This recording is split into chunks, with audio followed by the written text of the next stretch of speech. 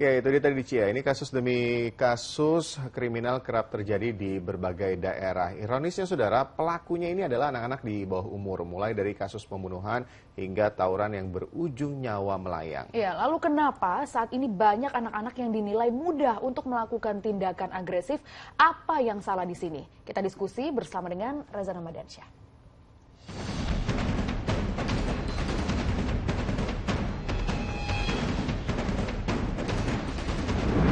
Beberapa minggu terakhir, kami redaksi Liputan mendapat banyak kiriman berita kriminal yang terjadi di berbagai daerah.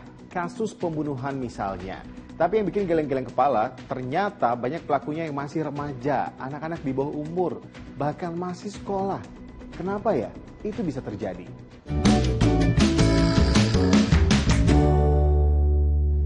Bukan hanya satu atau dua, tapi sekarang ini banyak sekali kasus kriminal terutama pembunuhan yang pelakunya masih remaja atau anak-anak. Ini salah satunya. Orang dengan gangguan jiwa ditemukan meninggal dunia di ladang warga dengan luka bakar di daerah Bayah Barat, Kabupaten Lebak, Banten. Warga saat menemukan jasadnya juga dalam dengan kondisi terikat. Setelah diselidiki polisi, korban tewas setelah dianiaya lalu dibakar oleh 4 anak di bawah umur. Dari penyidikan terhadap para pelaku, motifnya mereka mengaku menyimpan dendam dengan korban. Korban pernah melempar sepeda motor salah satu pelaku dengan batu. Dari hasil otopsi sementara ditemukan fakta bahwa mayat tersebut merupakan korban pembunuhan.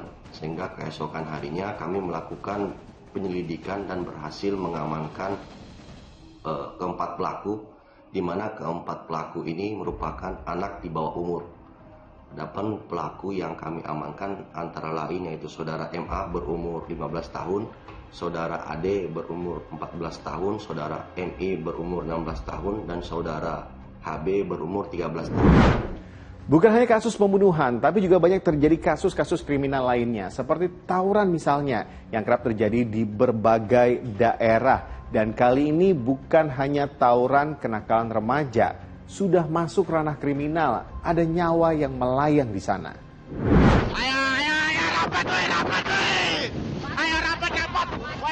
Tawuran antar pelajar di Kabupaten Bekasi, Jawa Barat, contohnya pelajar dari 2 SMK terlibat tawuran, ada seorang pelajar yang tertinggal dari kelompoknya dan menjadi bulan-bulanan kelompok lawannya. Tragis, nyawanya tidak bisa tertolong, korban kehabisan darah akibat mengalami sejumlah luka senjata tajam. Polisi pun langsung mengusut kasus itu. 8 orang ditangkap dan 3 orang telah ditetapkan sebagai tersangka. Ketiganya masih berstatus pelajar. Lalu kenapa akhirnya banyak anak-anak atau remaja yang begitu berani dengan mudahnya melakukan tindakan agresif hingga melukai bahkan menghilangkan nyawa orang lain? Dengan semakin terbukanya informasi, itu menjadi mudah bagi para remaja kita, anak muda kita untuk mengakses apa saja, termasuk adalah perilaku-perilaku yang agresif tadi, ya, membakar segala macam.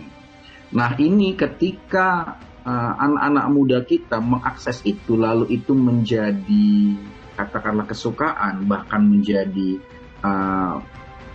tontonan-tontonan yang mereka sukai, itu secara perlahan itu menjadi stimulus, ya, menjadi sugesti yang karena sering kali ditonton itu akan menjadi perilaku yang kemudian dimaklumi oleh mereka. Remaja-remaja kita ini juga terkena dampak game, ya. Saya kurang hafal nama gamenya. Game-game tertentu yang itu dirancang memang untuk menimbulkan perilaku agresivitas, ya, seperti menembak, seperti memukul, menendang, yang dimana perilaku-perilaku itu sengaja dimunculkan untuk mendapatkan hadiah, ya, mendapatkan hadiah-hadiah dari permainan game itu. Nah, ketika mereka bermain game ini itu dilakukan dalam durasi yang lama, panjang, tanpa jeda, atau bahkan kemudian menjadi candu. Nah, perilaku-perilaku yang tidak patut tadi terdegradasi menjadi perilaku-perilaku yang biasa, dianggap biasa. Kemudian faktor lain adalah faktor pergaulan. Kita pahami kalau di fase perkembangan remaja itu adalah fase di mana mereka mulai mencari peer, kelompok-kelompok atau figur-figur yang kurang lebih sama dengan dirinya. Yang juga jadi perhatian, yang jadi sorotan adalah bukan hanya tindakan agresif anak-anak atau remaja yang membahayakan orang lain, tapi juga membahayakan diri sendiri. Seperti kasus ini, seorang siswa SMP di Makassar, Sulawesi Selatan meninggal dunia di lapangan olahraga usai terjatuh dari lantai 8 gedung sekolahnya bulan Mei lalu. Meski keluarga menilai ada kejanggalan terhadap kematian korban, polisi menghentikan penyelidikan kasus itu setelah tidak ditemukan unsur pidana, diduga korban bunuh diri. Oke, tahun 2022 dari laporan Indonesia National Adolescents Mental Health Survey, 1 dari 3 remaja Indonesia berusia 10 hingga 17 tahun memiliki masalah kesehatan mental. Kemudian 1 dari 20 remaja Indonesia memiliki gangguan mental atau itu setara dengan angka 15,5 juta dan 2,45 juta remaja. Itu meliputi gangguan cemas, kemudian gabungan antara fobia sosial dan gangguan cemas menyeluruh. Lalu ada gangguan depresi mayor, gangguan perilaku, gangguan stres pasca trauma, serta gangguan pemusatan perhatian dan hiperaktivitas. Kalau kita melihat kasus-kasus yang terjadi, kemudian masalah yang ada yang tentunya melibatkan anak-anak dan juga remaja, apakah itu hanya menjadi tanggung jawab anak-anak itu sendiri? Saya kembali diskusi hal ini dengan psikolog anak. Ini juga sebuah peringatan sekaligus pertanyaan, sekaligus tantangan buat kita sebagai orang tua, sebagai guru, sebagai orang-orang dewasa, sudah termasuk teman-teman di bidang pendidikan, sudah sejauh mana sebenarnya pendidikan, utamanya sekolah, itu bisa menjadi benteng, bisa menjadi kembali memfungsikan diri sebagai sarana-sarana yang mendidik anak-anak kita, membangun karakter anak kita. Ini menjadi pertanyaan lagi, apakah fungsi-fungsi itu masih terjaga atau memang telah terjadi semacam degradasi juga dari pola pendidikan kita, ya. Analisa berikutnya adalah tentu adalah keluarga, Mbak Riga. Bagaimana keluarga masih memfungsikan dirinya ya sebagai tempat yang paling aman, tempat yang paling membahagiakan, tempat paling berbagi. Apakah itu masih berfungsi dengan baik?